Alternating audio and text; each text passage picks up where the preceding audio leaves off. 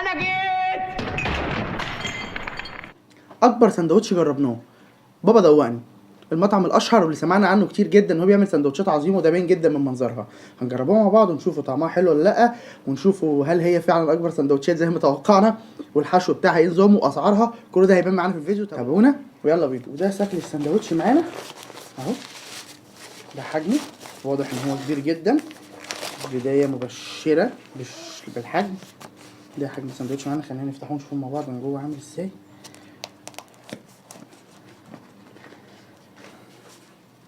ده بطاطس، حجم البطاطس كتير جدا، انا شايف ان هو الحجم تمام، وفي جبنه بس التوميه قليله.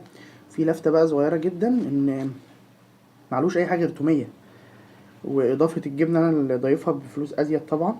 مفيش اي حاجه غير توميه، يعني لا سلطه ولا كاتشب ولا اي حاجه موجوده. ده انا جبت بطاطس، وده الكريسبي تقريبا نفس الحجم. خلينا نجربوه نشوفوه جوه ايه نظامه.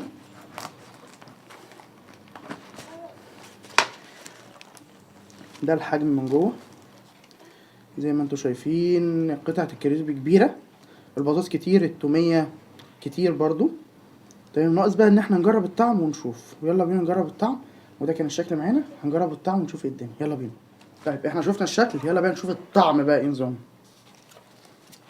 ده سندوتش البطاطس، تعالى نشوف طعمه ايه نظامه. حجم كبير جدا بصراحة.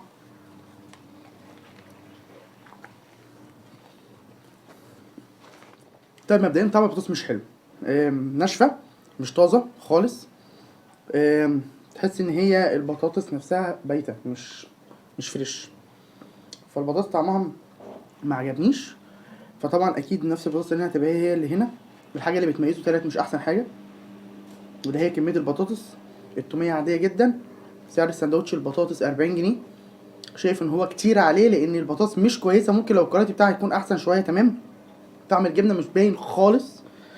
ف تجربه البطاطس ما كانتش حلوه. خلينا نشوف بقى ايه الكريسبي، هل نفس الفكره ولا لا. رغم ان انا اعتقد ان طالما فيها البطاطس هي هتبقى نفس التعليق على البطاطس، فخلينا نشوف الكريسبي وضعه ايه. ده الكريسبي هنشوفه، انا هنجربه برضو مع بعض ونعرف. انا شايف ان كميه زي ما قلت لكم كميه الكريسبي كبيره بصراحه، لكن طبعا في الغالب هتبقى البطاطس هي المشكله. فخلينا ندوق طعم الكريسبي ونشوف طعم الكريسبي ايه. طيب تتبيله الكريسبي طعمها حلو، القرمشه واضحه، طعم الفراخ كويس، مقليه في زيت نضيف، كل حاجه فيه تمام. لكن تعليقي مازال على البطاطس، البطاطس مش احسن حاجه. ده سعره 55 جنيه، وده سعره 40 جنيه. شايف ان الاسعار بالنسبه للبطاطس غاليه جدا.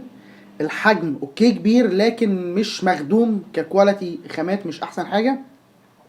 انا ده كنت مزود فيه جبنه، البطاطس ما كانش فيه جبنه خالص، او طعم الجبنه مش باين خالص. فبالتالي اللي هيجرب يجيب بيه بالجبنه لا ما يجيبش بالجبنه، لان طعم الجبنه مش باين. والبطاطس ممكن تكون فيه احسن من كده لو البطاطس طازه او كويسه، لكن انا كتجربه ديت وحشه جدا وصعب جدا طعم البطاطس. الحاجه الوحيده الكويسه هي ان الكريسبي طعمه لذيذ جدا، طعمه لذيذ. وطبعا الاوبشن اللي هو المفروض بيتميز بيه طلع للاسف وحش جدا.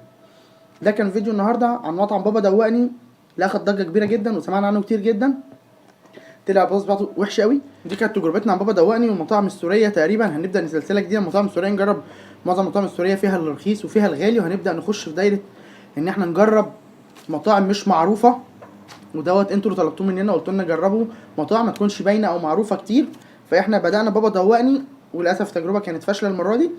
هنخش على حاجه جديده ونشوف. الفيديو الجديد هيبقى فيه تجربه لمحل تاني وطعم تاني وحد تاني بنفس التفاصيل تقريبا، وهنشوف الاسعار هتبقى موجوده عامله ازاي، والكواليتي عامل ازاي في المطاعم التانية. لو طلعوا يستحقوا هنعرفكم مكانهم، ما يستحقوش ولا كاننا جربناه. ونشوفكم في فيديو جديد، وما تنسوش السبسكرايب عشان تتابعوا كل حاجه جديده بتنزل مننا. وسلام.